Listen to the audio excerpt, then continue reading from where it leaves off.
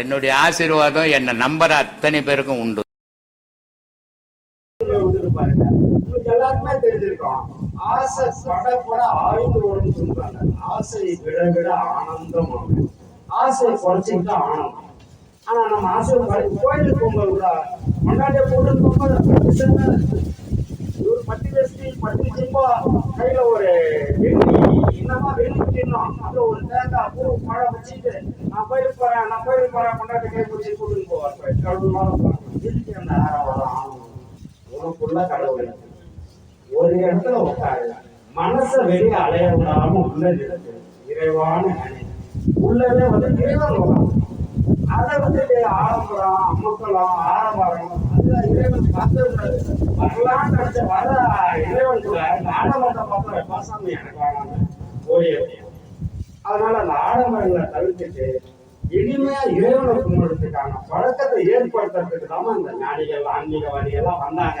அந்த வகையில எனக்கு தெரிஞ்ச 2-3 கருத்துக்களை சொல்லிடுறேன். எல்லா ஞானிகளுமே எல்லாரும் நல்லா இருக்கணும் தான், நான் நல்லா இருக்கணும் உண்மையான நினைச்சிருக்கேன். வான்முறையில் வளாறு செய்க, மணிவளம் சிறக்க, மன்னன் பொன்முறை அரசு செய்க, குறைவில்லா உயிர்கள் வாழ்க, உலகெல்லாம் ஓங்குக சைவ நீதி. இப்ப என்ன அர்த்தம்? உலகெல்லாம் சிறக்கணும், தான் சிறக்கணும், தான் குடும்பம் சிறக்கணும், தன்னை சார்ந்தவங்க நல்லா இருக்கணும். அதை நினைக்கவே மாட்டோம். அவங்க குடும்பத்திலே கூட நினைக்கணும் எல்லாரும் நல்லா இருக்கணும். எல்லாம் நல்லா இருந்தா அது போலதான் நாங்களும் இருக்கோம். அப்ப நாம நல்லா தானே இருப்போம். நான் மட்டுமே நல்லா இருக்கணும் போது மற்றவங்களை கெடுத்தாதான் அப்படின்னு நடக்க முடியும். நமக்கு எதிர்க்க இருக்கிறோம் ஒரு படி இறங்கி இருக்கணும்னு நினைக்கிறாங்க. செத்து போகவும் கூட ஞாபகம் இல்லாம நிறைய பேருக்கு வாதியனும் இரவுடைஞ்சி பகலமைக்க இறை தேடி வேதனையில் அகப்பட்டு வெந்து விழ கிடவேனை சாதி குழா பிறப்படுத்து சகமறிய இணையாண்ட ஆதி என கருவியவாறு ஆறுவார் பாட்டு பாடுவாங்க. காதிலே வாங்க மாட்டாங்க. ஏன் இதை பாடினாங்க? இவ்வளவு பெரிய ஞானி அவருக்கு பாடினாரு, நமக்கு பாடி வச்சிருக்காரு. இந்த பாட்டை நம்ம படிச்சு என்ன சொல்றாங்க?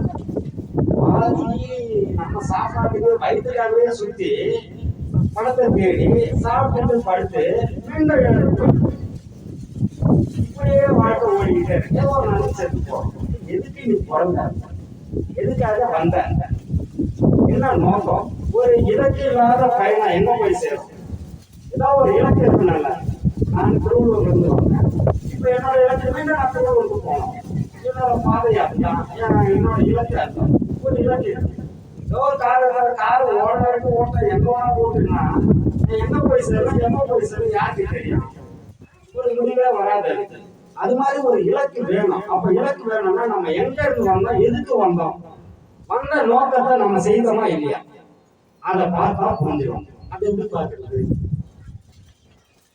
எல்லாம் பிறந்துட்டோம், வாழ்ந்துட்டு இருக்கிறோம். எதுக்காக பிறந்தோம்? நோக்கம் என்ன? நம்ம பிறந்த நோக்கத்தை அடைஞ்சிட்டோமா? இதை நம்ம எப்படி தெரிஞ்சுக்கிறதுமா?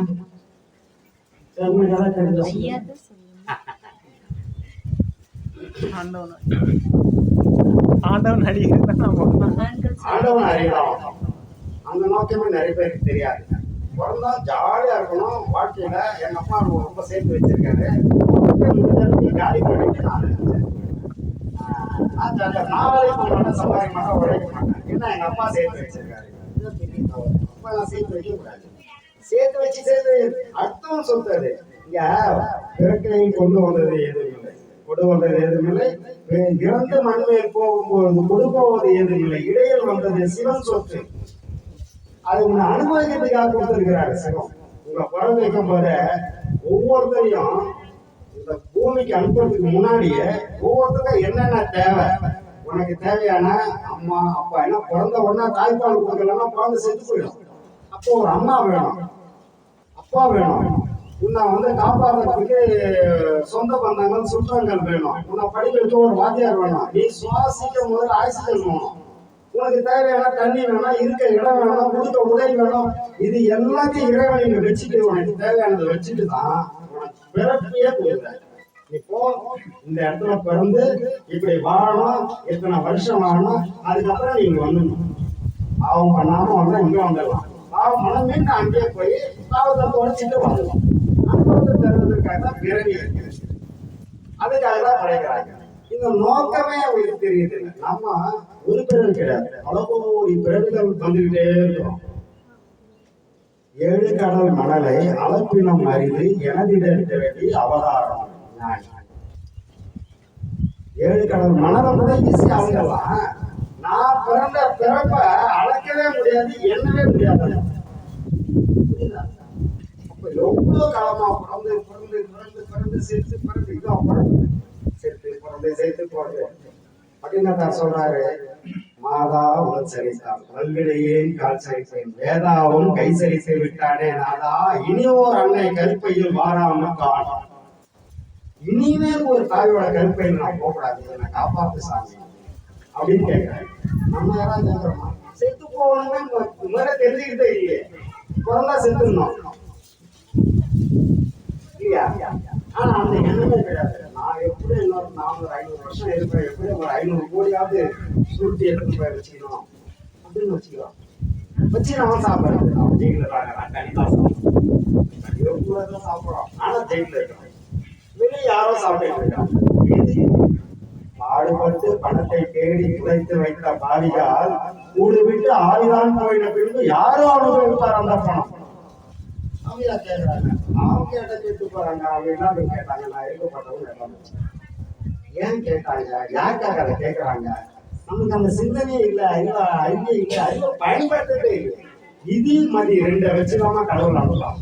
விதி இன்னும் பிறக்க வந்து விதி இல்லைன்னா யாராவது வந்து இந்த ஏழை வீட்டுல வந்து அந்த அப்பா அம்மா பிறப்போமா வில்கர்ஸ் வீட்டுல பிறந்திருப்போம். விதிப்படி பிறக்கிறதால அதை மாத்திக்க முடியல. நம்ம விதிப்படி பிறந்தாச்சு, ஏழை வீட்டுலதான் பிறந்தோம்னு விதி பிறந்தாச்சு. ஆனா ஏழையாவே சாவடி இருக்கு, அது உண்டாம். நீ முட்டாளா பிறந்துட்டாங்கடா, ஓரளவுக்கு உலக அனுபவங்களை பெற்று இறைவனை எப்படி கும்பிடணும்னு தெரிஞ்சுக்கிட்டு இறை சிந்தனையை ஏற்படுத்திக்கிட்டாங்க, அறிவாளியா மாறினாங்க. அப்படி மாறினவங்க கண்ணதாசன் பாட்டு எழுதினாரு. உலக அளவுல கண்ணதாசன் யாருக்கும் தெரியாம இருக்காரு, பாட்டு எழுதினாரு. கண்ணதாசன் இன்னைக்கு அவர் எழுதுற கவிதைகளை வச்சு படிச்சவங்க பிஹெச்டி பண்ணிட்டு இருக்கிறாங்க, டாக்டரேட் வாங்கிட்டு இருக்கு. கண்ணதாசன் கல்வியை வச்சு இதுல பல்கலைக்கழகத்துல டாக்டரேட் பட்டம் வாங்கறதுக்கு இன்னைக்கு அனுமதி இருக்கு. 8வது படிச்சவர் திருக்குறள் எழுதினார், திருவள்ளுவர். அவர் எங்க போய் படிச்சார்? எந்த காலேஜ்லயும் போய் காலேஜ் ஸ்கூல்ல அவருக்கு தெரியாது, மழைக்கா கூட ஒதுங்கி இருக்க மாட்டாரு. இவ்வளவு பெரிய விஷயத்த அவர் எழுதி வச்சாரு. 1330 குறளை அவர் இன்னைக்கு எழுதி வச்சிருக்காரு. அது எத்தனை வருஷம்? 2800 வருஷத்துக்கு முன்னாடி எழுதுனது. இன்னைய வரைக்கும் உலக பொதுமறைன்னு உலகம் பூரா பிரித்து போட்டு போய்கிட்டே தான் இருக்கு. 2000 வருஷமா இருக்குது. திருமந்திரம் அவர் எங்க போய் படிச்சாரு? இறை அருள் இருந்தா ஞான பிரமாதம் எங்கேயும் போய் படிக்க வேண்டியது. மாணிக்க வாசகர் சொல்றாரு, ஸ்கூலுக்கு போனா கெட்டு போயிடுவாடா, போவாத, படிக்காத, படிக்கவே படிக்காதுன்றாரு. சின்ன பசங்க தப்பா எடுத்துக்க போறாங்க, குழந்தைங்க இருந்தா. ஏன்னா அவர் சொன்னது அப்படிதான். கல்வி என்னும் பல்கடல் பிழைத்து, கல்வியில இருந்து நான் தப்பிச்சிட்டேன். செல்வம் என்னும் அல்லலில் பிழைத்து, செல்வத்துல இருந்தா நான் தப்பிச்சிட்டேன். ஒவ்வொருத்திலும் தப்பிச்சிட்டேன்னு சொல்லிக்கிட்டே வராரு. கல்வியில கூட தப்பிச்சேன். ஆமா, ஸ்கூலுக்கு போயிருந்தா நான் ஞானி ஆயிருக்க முடியாது. ஸ்கூலுக்கு போயிருந்தா டாக்டராவோ வக்கீலாவோ இன்ஜினியராவோ ஆகி பணம் சம்பாதிச்சு சாப்பிட்டு செத்து போயிருப்பான்.